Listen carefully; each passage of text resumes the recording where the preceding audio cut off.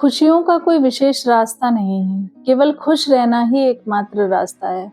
एक बच्चे की बहुत ही तीव्र इच्छा थी कि वो ईश्वर से मिलना चाहता था। एक दिन उसने अपने घर से बहुत सारे फ्रूट इकट्ठा किए और जाकर वो पार्क में एक बेंच पर बैठ गया।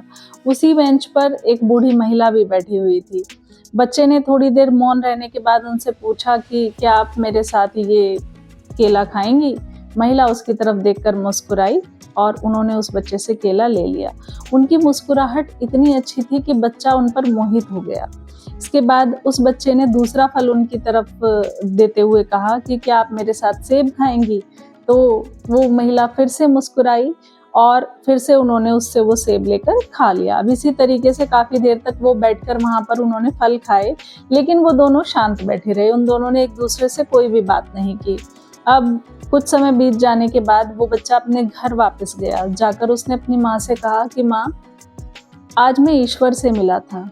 ईश्वर की मुस्कान बड़ी प्यारी है। यानी कि उस बच्चे के मन में उस महिला की मुस्कान ने ऐसी छाप छोड़ी कि उसने उन्हीं को ईश्वर मान लिया। उधर वो बूढ़ी औरत अपने घर गई। उसने अपने बेटे से कहा कि आज मैं ईश्वर से मिली थी। पता है, ईश्वर बच्चे जैसा दिखता है।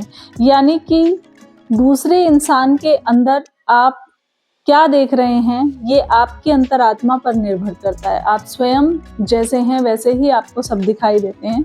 उस बच्चे ने उस मौन वार्तालाप को भी समझा, उसकी मुस्कान को समझा और वैसे ही वो जो महिला थी, वो जो बूढ़ी औरत थी, उन्होंने उस बच्चे के प्रेम से दिए गए फलों को ईश्वर की दी हुई चीज़ के बराबर मान लिया। तो खुशियों का कोई विशेष रास्ता नहीं होता,